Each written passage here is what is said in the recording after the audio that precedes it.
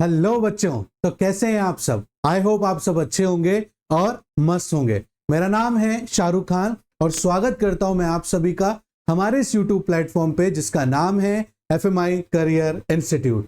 तो जैसा कि बच्चों मैंने आपसे लास्ट क्लास में बोला था कि मैं आप सभी के लिए एक बेसिक क्लास लेकर आने वाला हूं अकाउंट्स में इंपॉर्टेंट क्वेश्चन से पहले, ताकि जिन जिन बच्चों को अकाउंट्स में बेसिक कॉन्सेप्ट्स के अंदर अभी भी प्रॉब्लम आ रही है बेटा, तो आज की ये क्लास उन्हीं बच्चों के लिए है।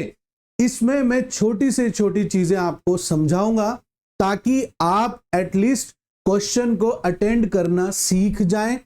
आपका आंसर पूरा ना निकल पाए लेकिन आपको समझ में सब आ जाए कि आंसर किस तरीके से करना है, अकाउंट को कैसे बनाना है, कौन सी चीज किस अकाउंट में आएगी, किस साइड आएगी, ये सारे जो डाउट्स हैं मन में आज की इस क्लास में आपके पूरे होने वाले हैं।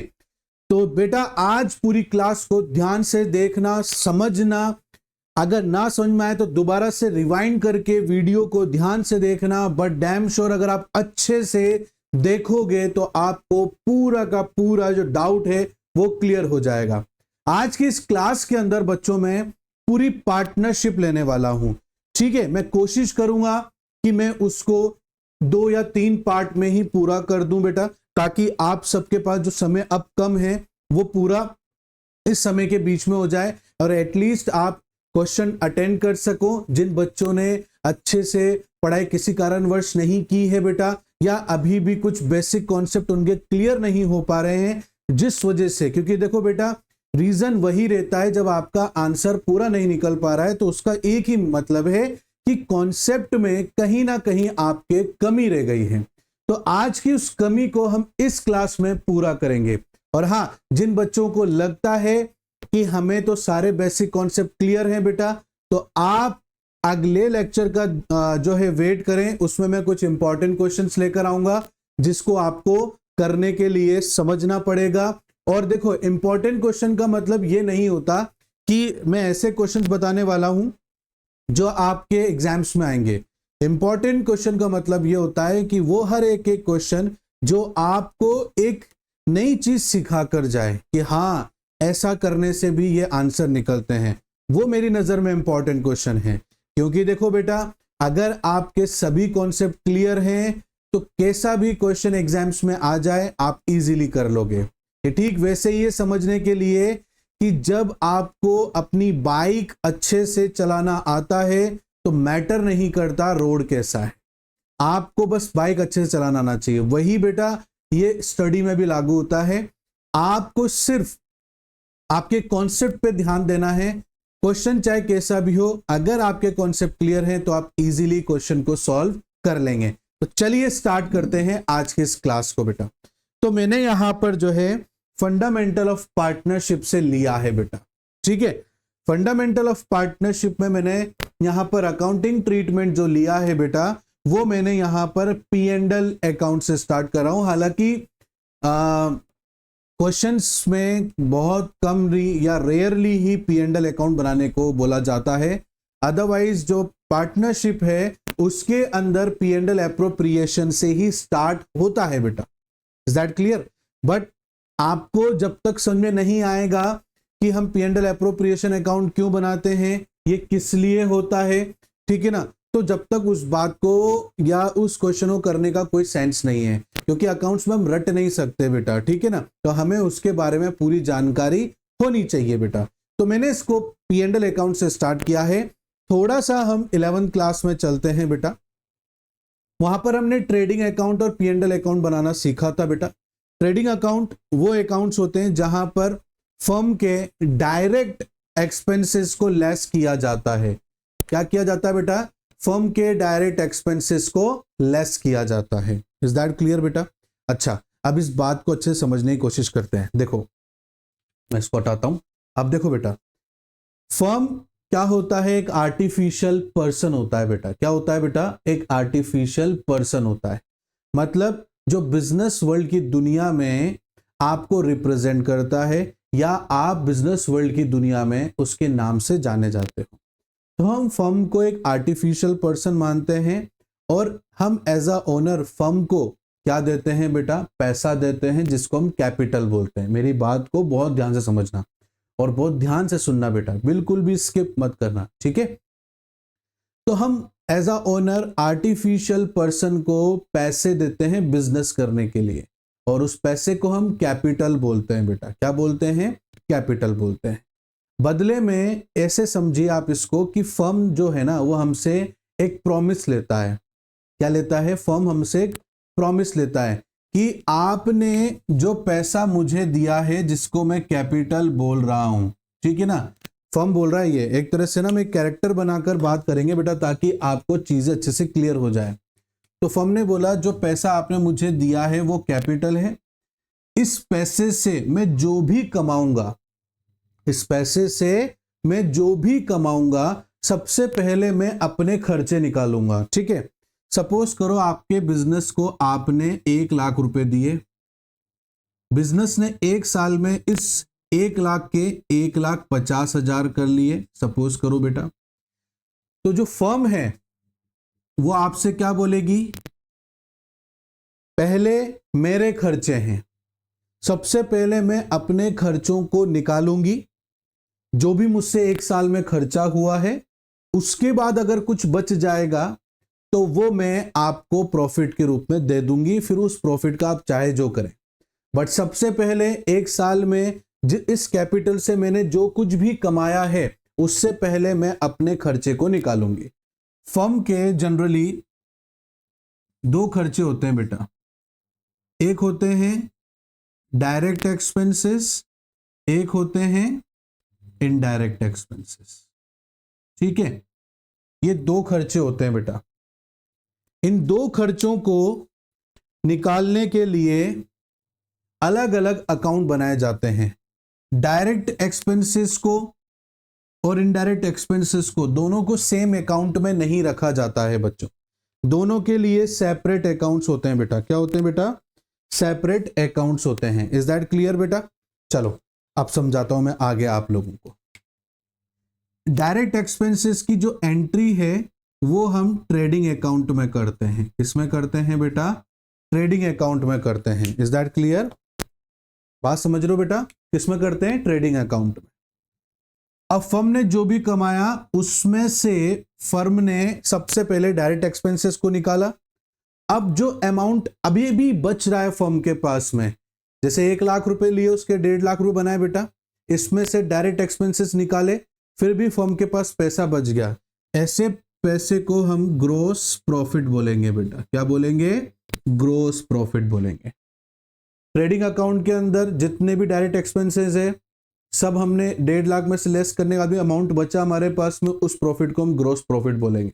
फर्म ने अपना पहला खर्चा निकाल लिया, ठीक है। दूसरा, अब ये ग्रोस प्रॉफिट यहां जाकर ट्रांसफर हो जाएगा, ठीक है। अब इनडायरेक्ट एक्सपेंसेस के लिए अलग अकाउंट बनता है, जिसका नाम होता है P&L अकाउंट, जिसको हम प्रॉफिट एंड लॉस अकाउंट बोलते हैं। अब इस ग्रोस प्रॉफिट में से फर्म जो है अपने सभी इनडायरेक्ट एक्सपेंसेस को निकालेगा, जो बच जाएगा वो हो जाएगा नेट प्रॉफिट। क्या हो जाएगा बेटा? वो नेट प्रॉफिट। इस नेट प्रॉफिट को ओनर को दे दिया जाता है। फर्म बोलती है भैया मेरे जितने भी खर्चे थे मैंने निकाल लिए, मैंने मेरे डायरेक्ट खर्चे भी निकाल लिए, इनडायरेक्ट खर्चे भी निकाल लिए, फिर भी मेरे पास पैसा बच गया, ये पैसा नेट प्रॉफिट है, ये तेरे लिए मुनाफा है, अब तू उसको रख ले तेरे पास में, और तेरे को जो करना है इस पैसों से तू कर सकता है। हाँ, ये जो पैसे हैं वो तू घर ले जाएगा, ठीक है। फर्म ऐसे बोलती है। Is that clear? बात समझ में आ रही है ना बेटा? ठीक है ना। तो ये पूरा एक प्रोसीजर है एक फर्म का आप तक प्रॉफिट पहुंचाने के लिए। तो ओनर के पास जो प्रॉफिट पहुंचेगा वो नेट प्रॉफिट है। उससे पहले फर्म अपने डायरेक्ट और इनडायरेक्ट एक्सपेंसेस को निकालेगी, जितना उसने कमाया है 1 साल के अंदर, और दोनों खर्चों के लिए अलग अलग अकाउंट बनाया जाएगा। जैसे डायरेक्ट एक्सपेंसेस के लिए ट्रेडिंग अकाउंट बनाया जाएगा, इनडायरेक्ट के लिए P&L अकाउंट बनाया जाएगा। डायरेक्ट जो भी कमाया उसमें से डायरेक्ट एक्सपेंसेस निकालने के बाद जो अमाउंट बच रहा है फिर भी कंपनी के पास में, उसे ग्रोस प्रॉफिट कहेंगे। ग्रोस प्रॉफिट में से इनडायरेक्ट एक्सपेंसेस को निकालेंगे, तब भी कुछ अगर बैलेंस बच रहा है तो उसे नेट प्रॉफिट बोलेंगे। और नेट प्रॉफिट ही ओनर को दिया जाता है। Is that clear? बात समझ में आई बेटा आप लोगों को? ये था हमारा 11 का थोड़ा सा कॉन्सेप्ट जो आपको समझ में आना चाहिए। देखो बेटा, हर चीज का लिंक अगर अच्छे समझ में आ गया ना तो आप इजीली क्वेश्चन कर लोगे। और मैं आपसे कह रहा हूं, आप जो ये वन शॉट रिवीजन देख रहे हो ना पार्टनरशिप का, ये आपने पूरा देख लिया, अच्छे से देख लिया, तो इस बात की अश्योरिटी आपको खुद को हो जाएगी कि मुझे P&L अकाउंट बनाना आता है, P&L एप्रोप्रिएशन बनाना आता है, पार्टनर्स कैपिटल अकाउंट बनाना आता है और बैलेंस शीट बनाना आता है। इसमें आपको धीरे धीरे कॉन्फिडेंस आने लग जाएगा, बस वही चाहिए। ठीक है, तो इस क्लास के अंदर एटलीस्ट आपको P&L account, P&L appropriation, partners capital account में क्लियर कर दूंगा। पार्ट 2 पार्ट 3 के अंदर मैं पूरा कंप्लीट करने की कोशिश करूंगा बेटा। ठीक है, ताकि जो इंपॉर्टेंट आपके जो ये पार्टनरशिप बहुत इंपॉर्टेंट है बेटा, मैं कोशिश करूंगा 2 पार्ट में इसको फिनिश कर दूं और तीसरे पार्ट के अंदर मैं आपके लिए इश्यू ऑफ शेयर्स लेकर आ जाऊं, ताकि आपके इतने तो कवर हो जाए कि आप अच्छे से, मैं उन बच्चों के लिए बोल रहा हूं जो बच्चों को बिल्कुल भी समझ में नहीं आ रहा है या उन्होंने ढंग से अपनी स्टडी कवर नहीं की है। ठीक है बेटा, तो जिन बच्चों को अच्छे से कॉन्फिडेंस है बेटा, आप मेरी नेक्स्ट वीडियो का इंतजार करें जिसमें मैं इंपॉर्टेंट क्वेश्चन लेकर आऊंगा। पार्ट 2 के अंदर भी मैं आपके साथ में इंपॉर्टेंट कुछ क्वेश्चंस होंगे, पूरे एडमिशन में से, पूरे रिटायरमेंट में से, डिसोल्यूशन में से, सब में से मैं एक एक 2-2 क्वेश्चन, कुछ ऐसे इंपॉर्टेंट क्वेश्चन कराऊंगा जिसमें ना आपके सारे कॉन्सेप्ट क्लियर हो जाएंगे। तो वो लेक्चर आप लोगों के लिए बहुत अच्छा रहने वाला है। बाकी ये आज का लेक्चर उन बच्चों के लिए है बेटा जिनके कॉन्सेप्ट बिल्कुल क्लियर नहीं है। ठीक है बेटा, यहां तक बात समझ में आ गई आप लोगों को? चलो अब बात करते हैं पार्टनरशिप की। अब बेटा ये पार्टनरशिप में क्या होता है कि ऐसा नहीं है कि ओनर सिर्फ प्रॉफिट ही लेता है अपने बिजनेस से। कई बार क्या होता है, ऐसे कुछ एक्स्ट्रा काम बिजनेस के ओनर कर देता है जिसके लिए कई बार ओनर बिजनेस को एक एम्प्लॉय की जरूरत होती है। तो फर्म के लिए ओनर सोचता है कि यार अपन एम्प्लॉय क्यों रखें जब अपन को ही ये काम आता है। तो बाहर अगर से किसी एम्प्लॉय को हम रखेंगे तो उससे 20,000 सैलरी देनी पड़ेगी, तो फर्म के जेब से पैसा जाएगा, अल्टीमेटली ओनर के जेब से पैसा जाएगा। क्यों ना, ये काम तो मुझे आता है, मैं ही कर लेता हूं। 20,000 की बजाय मैं अपनी फर्म से 10,000 रुपए सैलरी ले लूंगा, एटलीस्ट 10,000 रुपए मेरी फर्म के पास बचेंगे तो सही, तो अल्टीमेटली वो पैसा प्रॉफिट के रूप में मुझे मिलना है। तो जब अगर मुझे वो काम आता है तो मैं बाहर से एम्प्लॉय क्यों लेकर आऊं, मैं खुद ही कर लूं। एक बिजनेसमैन यही सोचता है बेटा। तो ऐसा ही पार्टनरशिप में होता है बेटा। पार्टनर्स क्या करते हैं, बहुत सारे काम खुद से ही कर लेते हैं। तो प्रॉफिट के अलावा भी, जैसे सैलरी हो गया, जैसे इंटरेस्ट ऑन कैपिटल हो गया, कमीशन हो गया, ये चीजें जो है पार्टनर को प्रॉफिट के अलावा भी मिलती है। पार्टनर्स को प्रॉफिट के अलावा भी मिलती है बेटा। ठीक है, बट देखो बेटा, प्रॉफिट के अलावा पार्टनर को ये 3 चीजें मिल रही हैं। सुनना बात को बहुत ध्यान से, ये 3 चीजें मिल रही हैं बेटा, बट अल्टीमेटली ये फर्म के लिए क्या है, फर्म के लिए भी खर्चा है बेटा, है ना। फर्म के लिए ये क्या हो गया, खर्चा हो गया। तो अब फर्म यहां बोलता है कि भैया अगर प्रॉफिट की बात होती तो ये नेट प्रॉफिट मैं तुम्हें दे देता पूरा का पूरा, बट अब तुम बोल रहे हो कि नेट प्रॉफिट के अलावा अगर बिजनेस के अंदर कोई एक्स्ट्रा एक्टिविटी मुझे करनी पड़ी तो मुझे तुम्हें प्रॉफिट के अलावा एक्स्ट्रा पैसा देना पड़ेगा। ये एक पार्टनर या एक ओनर अपने फर्म से बोल रहा है। ठीक है बेटा, तो फर्म क्या करेगा, आपके लिए एक सेपरेट अकाउंट बनाएगा जिसको हम बोलते हैं P&L एप्रोप्रिएशन अकाउंट। ठीक है, इस P&L एप्रोप्रिएशन अकाउंट में क्या होगा, यहां पर ओनर को नेट प्रॉफिट नहीं देगा फर्म, इस नेट प्रॉफिट को यहां ट्रांसफर करेगा बेटा। ठीक है बेटा, और इसमें से सबसे पहले जैसे मान लो किसी पार्टनर को सैलरी मिल रही है तो इस नेट प्रॉफिट में से सैलरी देगा, इंटरेस्ट ऑन कैपिटल देने का वादा हुआ है तो वो देगा, कमीशन देने का वादा हुआ है तो वो देगा, और अगर किसी पार्टनर ने ड्राइंग किया है और उसके ऊपर इंटरेस्ट ऑन ड्राइंग लगा है, तो वो interest on drawing firm charge करेगा पार्टनर से, जिसकी एंट्री कहां होगी, P&L एप्रोप्रिएशन में होगी। ये सारे के सारे एडजस्टमेंट करने के बाद अगर नेट प्रॉफिट में कुछ अमाउंट बचा तो फिर वो ओनर को या पार्टनर को दे दिया जाएगा प्रॉफिट के रूप में। इज दैट क्लियर बेटा? बात समझ में आ रही है? तो इसीलिए P&L एप्रोप्रिएशन बनाया जाता है कि पार्टनर से रिलेटेड जो भी एंट्रीज हैं वो आप P&L अकाउंट में P&L अकाउंट में नहीं करेंगे। पार्टनर से रिलेटेड जो भी एंट्रीज हैं वो आप सब के सब P&L एप्रोप्रिएशन में करेंगे, चाहे पार्टनर को सैलरी देना हो, कमीशन देना हो, इंटरेस्ट ऑन कैपिटल देना हो, या इंटरेस्ट ऑन ड्राइंग पार्टनर से लेना हो। ये सब किससे रिलेट कर रहे हैं बेटा? ये सब के सब जो हैं पार्टनर से रिलेटेड एंट्रीज हैं। और जब पार्टनर से रिलेटेड एंट्रीज आती हैं तो आपको हमेशा ध्यान रखना है बेटा कि आपको सारी की सारी एंट्री P&L एप्रोप्रिएशन में ही लिखनी है। इज दैट क्लियर बेटा? मेरी बात अच्छे समझ में आ रही है कि नहीं आ रही है आप लोगों को? आई होप आपको अच्छे से आ रही होगी। नहीं आ रही है बेटा तो नीचे जो है नंबर चल रहे हैं, वहां पर आप अपने डाउट हमसे पूछ सकते हैं, नहीं तो कमेंट में जरूर पूछना बेटा आप लोग हमसे। इज दैट क्लियर बेटा? बात समझ में आ रही है आप लोगों को? चलो, तो ये एक बेसिक सा मैंने आपको कॉन्सेप्ट समझाया बेटा कि अकाउंटिंग ट्रीटमेंट कैसे किया जाता है, किस अकाउंट का क्या इंपॉर्टेंस है, ठीक है ना, वो मैंने आपको समझाया। ट्रेडिंग अकाउंट क्यों बनाते हैं, P&L अकाउंट क्यों बनाते हैं, और P&L एप्रोप्रिएशन अकाउंट क्यों बनाते हैं। Is that clear? बात समझ में आ गई बेटा? P&L एप्रोप्रिएशन में दोबारा बोल रहा हूं, पार्टनर से रिलेटेड एंट्रीज करने के लिए पार्टनर को अगर कुछ देना है तो फर्म जो है P&L एप्रोप्रिएशन में एंट्री करेगी। पार्टनर से अगर ड्राइंग लेना है, इंटरेस्ट ऑन ड्राइंग लेना है, ड्राइंग नहीं, ड्राइंग की एंट्री हम कहीं और करेंगे, वो हम बाद में डिस्कशन करेंगे, बट ड्राइंग के ऊपर लगने वाला जो इंटरेस्ट है ना वो हम P&L एप्रोप्रिएशन में एंट्री करेंगे। टोटल ड्राइंग नहीं लिखते, सिर्फ interest on drawing. Is that clear? जो इंटरेस्ट ऑन ड्राइंग चार्ज करना है वो भी P&L एप्रोप्रिएशन में हम पार्टनर से चार्ज करेंगे। इज दैट क्लियर बेटा? यहां तक सबको समझ में आया होगा। Is that clear? तो एक बात ध्यान रखना, P&L एप्रोप्रिएशन पार्टनर्स के लिए होता है जहां पर प्रॉफिट के अलावा, प्रॉफिट भी हम यही बांटेंगे P&L एप्रोप्रिएशन में, ध्यान रखना, बट प्रॉफिट बांटने से पहले हम लोग क्या करेंगे, क्योंकि फर्म के लिए खर्चा है ना बेटा, प्रॉफिट तो देना ही है पार्टनर को, बट प्रॉफिट से पहले अगर पार्टनर को कुछ और एक्स्ट्रा अमाउंट देने का वादा किया है तो वो P&L एप्रोप्रिएशन अकाउंट में हम लिखेंगे। Is that clear? इसका फॉर्मेट भी सेम है बेटा, फॉर्मेट में कोई बदलाव नहीं है।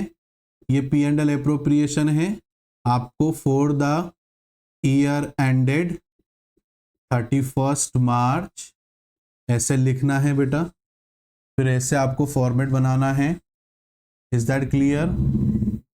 ये देखो, एक और बहुत इंपॉर्टेंट बात बेटा, जो अगर आपने समझ ली तो आप अकाउंट बनाएंगे तो आपका अमाउंट सही बनेगा, एंट्रीज भी आप सही जगह करेंगे। भाई जिस चीज को डेबिट साइड लिखना है उसको डेबिट साइड ही लिखेंगे, और जिस चीज को आप क्रेडिट साइड लिखना चाहते हैं उसको क्रेडिट साइड ही लिख पाएंगे। हमेशा जब भी आप अकाउंट मेंटेन करते हो तो अपने ऊपर लेकर अकाउंट मेंटेन करना है, और अपने आप को हमेशा फर्म माननी है। आप बिजनेस के ओनर नहीं मानकर फर्म की एंट्रीज या अकाउंट की एंट्रीज नहीं करेंगे, ठीक है? आप हमेशा अपने आप को फर्म मानेंगे, क्योंकि बीच में फर्म होती है, मीडिएटर होता है फर्म एक तरह से, इधर से पैसा लेगा इधर देगा, या इधर से पैसा लेगा या इधर देगा बेटा। Is that clear? तो हमेशा अपने आप को फर्म मानना है, क्योंकि सारा काम कौन कर रहा है, फर्म कर रहा है, क्योंकि कैपिटल पार्टनर ने, बिजनेस ओनर ने दे दिया कैपिटल बिजनेस को, अब बिजनेस उससे बिजनेस बनाएगा, प्रॉफिट बनाएगा, तो जाहिर सी बात है सारा हिसाब किताब कौन रखने वाला है, फर्म ही रखने वाला है।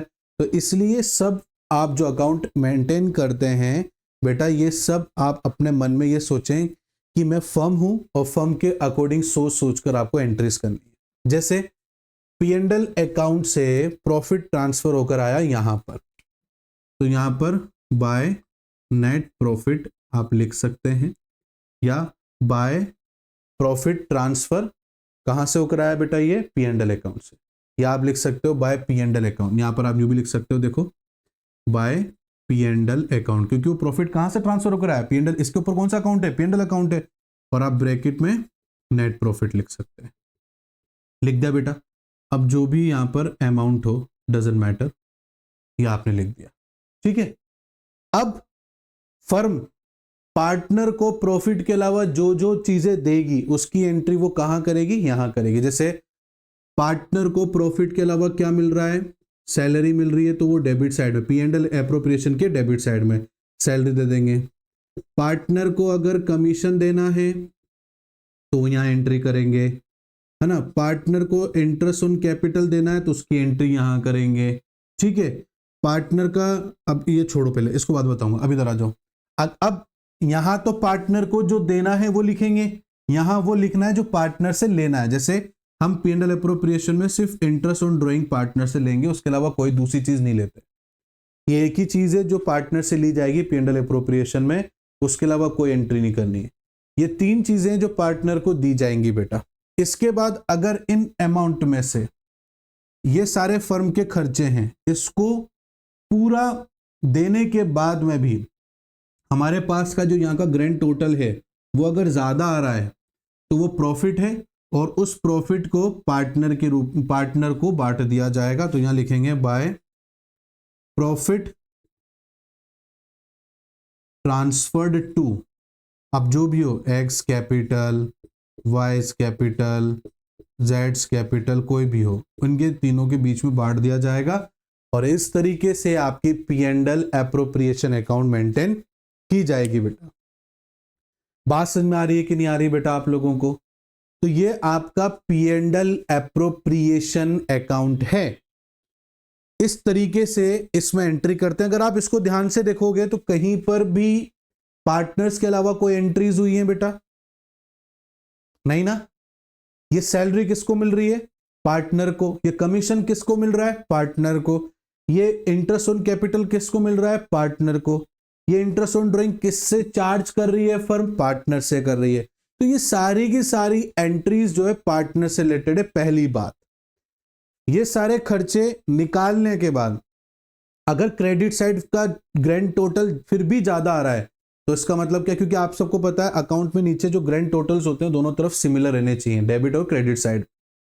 अगर क्रेडिट साइड का ग्रैंड टोटल डेबिट साइड के ग्रैंड टोटल से ज्यादा आ रहा है, इट मींस प्रॉफिट की सिचुएशन है।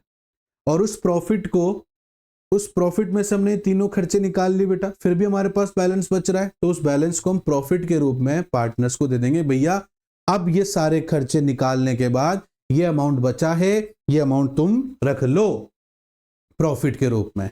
इज दैट क्लियर बेटा? इसीलिए पार्टनर्स कैपिटल अकाउंट में P and L appropriation account बनाया जाता है। आई होप यहां तक आपको अच्छे से समझ में आया होगा। तो आज की इस क्लास के अंदर बेटा हम लोगों ने trading account, P and L account और P and L appropriation account हमने समझा बेटा। अब आज हम जो हैं पार्टनर्स कैपिटल अकाउंट के बारे में समझेंगे और उसके बारे में उसके अकाउंट को अगर टाइम रहा तो आज इसी क्लास में कवर करेंगे, नहीं तो नेक्स्ट क्लास में कवर करेंगे। बट अगर आपको ये बात अगर समझ में आ गई अच्छे से तो आपको हमेशा याद भी रहेगी बेटा ये बातें। ये देखो, हमने पी एंड एल अकाउंट समझा, उसका P and L appropriation account समझा और पार्टनर्स कैपिटल अकाउंट में है बेटा। पार्टनर्स कैपिटल अकाउंट जनरली दो प्रकार के होते हैं, फिक्स कैपिटल और fluctuating capital. Is that clear? Fixed capital बेटा जिसके अंदर आपको दो अकाउंट बनाने होते हैं, एक तो होता है कैपिटल और एक होता है करंट। अब ऐसा क्यों सर? तो ऐसा इसलिए क्योंकि बेटा फिक्स कैपिटल के अंदर हमें बिजनेस के अंदर पार्टनर जितना पैसा लेकर आया है उसका हिसाब तो रखना पड़ेगा भाई। फर्म को बताना तो पड़ेगा ना, देखो पिछले साल तो मेरे को इतना पैसा दिए थे इस बिजनेस को करने के लिए। इज दैट क्लियर बेटा? आ रही बात समझ में मेरी आप लोगों को? तो फिक्स कैपिटल के अंदर हमें दो अकाउंट बनाने हैं बेटा। जिस पहला आता है कैपिटल अकाउंट। इस कैपिटल अकाउंट के अंदर फर्म को जितना पैसा ओनर ने दिया है कैपिटल के रूप में उसकी एंट्री करेंगे। ठीक है, ध्यान से सुनना। फिक्स कैपिटल अकाउंट के अंदर पहला अकाउंट बनेगा capital account. Is that clear? और इस कैपिटल अकाउंट के अंदर नाम में काम छिपा हुआ है। कैपिटल से रिलेटेड एंट्री करेंगे। फर्म को कैपिटल के रूप में जो भी पैसा दिया गया है, फर्म को जो भी पैसा दिया गया है कैपिटल के रूप में उसकी एंट्री होगी। और अगर इफ इन केस साल के बीच में अगर हम और कैपिटल डालना चाहते हैं तो हम इस फिक्स कैपिटल के कैपिटल अकाउंट में उसकी एंट्री करेंगे। या साल के बीच में हमने हमेशा के लिए कुछ अमाउंट ऑफ कैपिटल निकाल लिया है तो उसकी एंट्री फिक्स कैपिटल के कैपिटल अकाउंट में होगी। इसके अलावा पार्टनर को सैलरी मिली, कमीशन मिला, इंटरेस्ट ऑन कैपिटल मिला, ड्राइंग किया, इंटरेस्ट ऑन ड्राइंग चार्ज किया, प्रॉफिट मिला, इसकी कोई भी एंट्री फिक्स कैपिटल के कैपिटल अकाउंट में नहीं करेंगे। फिक्स कैपिटल के कैपिटल अकाउंट का मतलब होता है सिर्फ कैपिटल से रिलेटेड एंट्री। फर्म को कितना कैपिटल दिया गया, बीच में पार्टनर ने हमेशा के लिए कुछ समय के लिए निकालते हैं तो उसको ड्राइंग बोलते हैं बेटा। हमेशा के लिए अगर कुछ अमाउंट निकाल लिया तो उसकी एंट्री करेंगे, या और अमाउंट ऐड कर दिया कैपिटल में तो उसकी एंट्री करेंगे। इसके अलावा कोई दूसरी एंट्री नहीं होती है फिक्स कैपिटल के कैपिटल अकाउंट। अब सवाल ये उठता है फिर सर एक साल के अंदर पार्टनर ने अगर सैलरी ली हो, कमीशन लिया हो, इंटरेस्ट ऑन कैपिटल लिया हो, या पार्टनर से इंटरेस्ट ऑन ड्राइंग चार्ज किया हो तो फिर उसको कहां लिखेंगे, हम कहां मेंटेन करेंगे? तो बेटा उसके लिए फिक्स कैपिटल में दूसरा अकाउंट बनाएंगे, करंट अकाउंट, जहां पर हम कैपिटल का अमाउंट नहीं लिखते हैं। उसके अलावा पार्टनर को जो मिला है उसकी एंट्री करेंगे, या पार्टनर से इंटरेस्ट ऑन ड्राइंग लिया है उसकी एंट्री करेंगे। इसीलिए P&L एप्रोप्रिएशन जब हम बनाते हैं तो प्रॉफिट जब हम ट्रांसफर करते हैं सब चीज देने के बाद में, और अगर आप फिक्स कैपिटल अकाउंट से कर रहे हैं तो जो प्रॉफिट ट्रांसफर करेंगे बेटा वो प्रॉफिट भी कहां जाएगा? करंट अकाउंट में जाएगा। इसलिए कई बार आप क्वेश्चन में देखते होंगे X current account, profit transfer to X current account, Y current account, Z से करंट अकाउंट। वो इसलिए आता है बेटा जब कोई अमाउंट कैपिटल अकाउंट में जा ही नहीं सकता है और उसको करंट अकाउंट में जाना है तो वहां लिखेंगे भी क्या? Current account. Is that clear? बात समझ में आ रही है बेटा आप लोगों को? दूसरी तरफ है, दूसरी तरफ क्या है बेटा? दूसरी तरफ ये है फ्लक्चुएटिंग कैपिटल अकाउंट। ये वो अकाउंट मेथड होता है बेटा जिसके अंदर हम कैपिटल की भी एंट्री कर सकते हैं, पार्टनर को सैलरी मिला है वो भी हम इसमें ही सेम अकाउंट में एंट्री कर सकते हैं, कमीशन मिला है वो भी सेम अकाउंट में एंट्री कर सकते हैं, इंटरेस्ट ऑन कैपिटल मिला है वो भी सेम अकाउंट में एंट्री कर सकते हैं, प्रॉफिट मिला है वो भी सेम अकाउंट में एंट्री कर सकते हैं, ड्राइंग और इंटरेस्ट ऑन ड्राइंग चार्ज करना है वो भी हम सेम अकाउंट में कर सकते हैं बेटा। तो फ्लक्चुएटिंग के अंदर हमें सेपरेट से फिक्स कैपिटल की तरह कोई अकाउंट नहीं बनाना होता है, एक ही अकाउंट में ही हम सारी एंट्रीज कर देते हैं। इज दैट क्लियर बेटा? आगे हम इसके मेथड को भी समझेंगे। और एक और बात बेटा, अगर क्वेश्चन में बिल्कुल भी इंफॉर्मेशन गिवन नहीं है कि कौन से अकाउंट मानकर आपको करना है एंट्री, फिक्स कैपिटल अकाउंट से करना है कि फ्लक्चुएटिंग कैपिटल अकाउंट से करना है, ये जानकारी अगर क्वेश्चन में नहीं है तो आपको हमेशा फ्लक्चुएटिंग कैपिटल अकाउंट मानकर ही क्वेश्चन को और अकाउंट को ट्रीट करना है। इज दैट क्लियर बेटा? यहां तक मेरी बात समझ में आई आप लोगों को? आई होप आज की इस क्लास के अंदर आपके बहुत सारे डाउट्स क्लियर हुए होंगे। नहीं हुए फिर भी कोई हल्का सा डाउट रह गया बेटा तो नीचे स्क्रीन पर नंबर चल रहे हैं जो आप लोगों के लिए ही है। आप वहां पर व्हाट्सएप के जरिए हम सब आपके अपने डाउट पूछ सकते हैं, हम उसको जल्द से जल्द सॉल्व करने की पूरी कोशिश करेंगे बेटा, ठीक है? नहीं तो आप कमेंट में भी हमसे पूछ सकते हैं कमेंट में भी, वहां पर भी हम आपके डाउट सॉल्व कर देंगे बेटा। आई होप आपको आज की क्लास में बहुत कुछ समझ में आया होगा। आज का ये लेक्चर बहुत सारे बच्चों के लिए बहुत वैल्यूएबल मैटर भी किया होगा। तो बेटा आज का ये लेक्चर आपको अच्छा लगा है तो प्लीज बच्चों लाइक जरूर किया करो और अपने और भी बहुत सारे दोस्तों के साथ शेयर करो, और सब्सक्राइब करना और बेल आइकन को प्रेस करना बिल्कुल मत भूलना बेटा। मिलते हैं एक और वन शॉट के पार्ट 2 के साथ में नेक्स्ट लेक्चर में। तब तक के लिए थैंक यू बेटा, बाय बाय।